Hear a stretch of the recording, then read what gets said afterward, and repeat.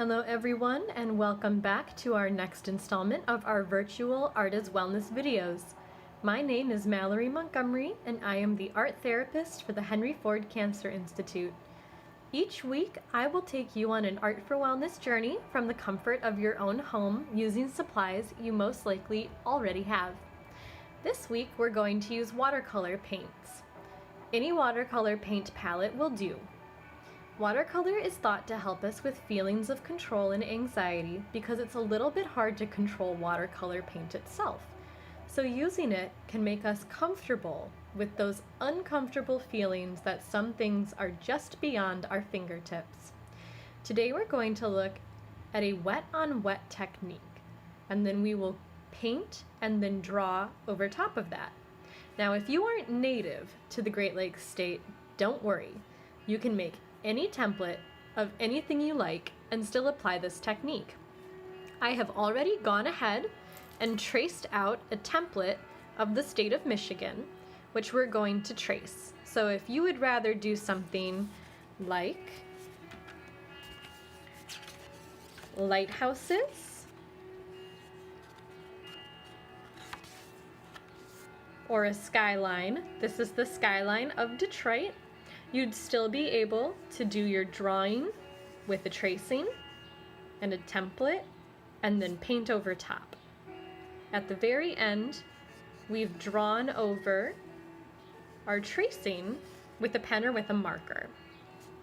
So today we're going to take a look at doing the state of Michigan. Because I'm going to use a lot of blues and greens, I'm going to draw over top of this with a lighter pencil, yellow. Just go around here and trace. It doesn't need to be perfect. We don't have to stay inside the lines when we're painting by any means.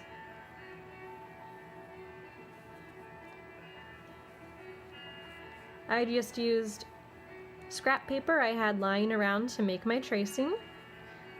You could also print any template you wanted to and use that. Ta-da! We have our template all traced out. You'll also need some clean water to wash your brush, a paper towel to wipe on, and a brush. This is a different style of brush because it has a water chamber in it to keep my bristles wet while I work, but any brush will do, any natural or synthetic bristle, as long as it can hold water on the tip. If you are an avid oil painter, you cannot use oil painting brushes for this technique. So the first thing we're gonna do is with a clean brush, this is just stained. With a clean brush, we're going to apply water to the interior of the shape that we've traced. This is going to help our paint flow and marble and come out really lovely, a beautiful light wash.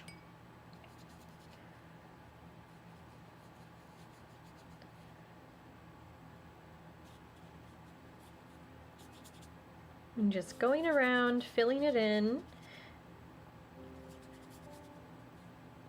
filling all this space inside with water, clean water, until I'm happy with it. Now, one way to check if you got all your spots is to pick the paper up, and if it's shiny, it's wet.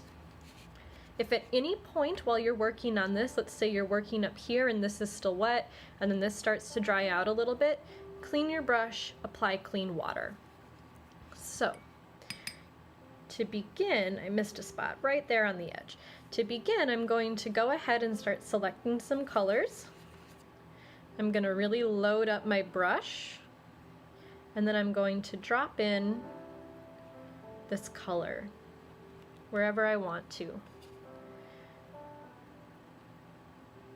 And see how beautifully it's already flowing because we put that water on there. In between, I'm going to clean my brush, so I always have a lot of paint to start with. And maybe some green. Oh yeah, that looks nice. Right over there.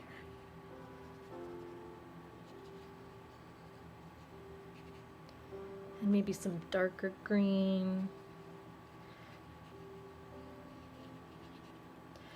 Now, we've got enough paint on here to begin to make some magic. If you pick up your paper and you begin to move it around, that water flows and picks up the pigment. If you're careful,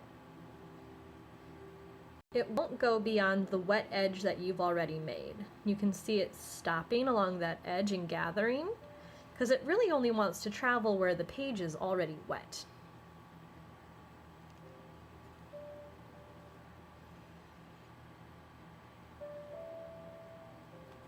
There we are. And down here in this corner, it got a little bit dry while I was painting, so the water can't spread over there, but we can help it along. Anywhere that you want to go where the water didn't quite make it that far, we can touch that up and encourage the paint to get into all those little nooks and crannies.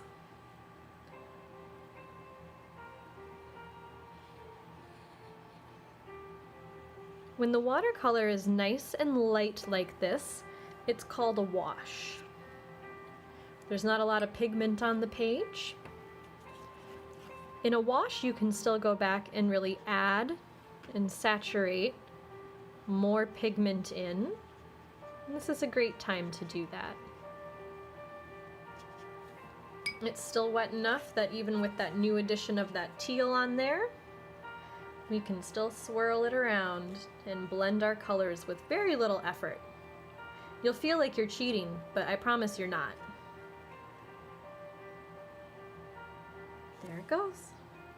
And send it down the page. Now, at any point, if your paper starts to wrinkle or you are worried about pilling, back off on your water a little bit. Isn't that neat how that all just blends right together? So beautiful. Now, while we're here with this wash, we can also add a little bit of texture.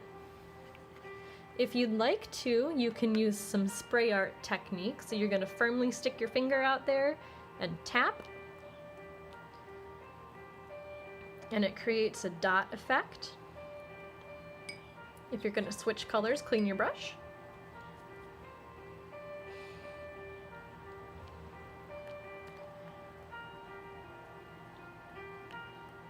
Now, if it gets on your table, on your workspace, or if it gets on you, all watercolor paint is water soluble. So it'll clean right up with a wet cloth. It'll come out of your clothes, it'll come off of surfaces, and it'll certainly come off of you. Now, if there's a place, maybe you want to blend the colors together outside of your shape, well, this is your canvas. You can go right on ahead and do that. Let those places and those colors explode off the page. And maybe we want a little darker splatter too. You could also turn your paper and splatter from the other side. Spread that love around. Now the next step requires us to have some patience. For this to completely dry before we can draw over top of it and outline the shape that we've just made. So while this is drying, I've already shown you the example, which we'll grab in a second, but while this is drying, your paper is starting to curl a little bit. That's normal.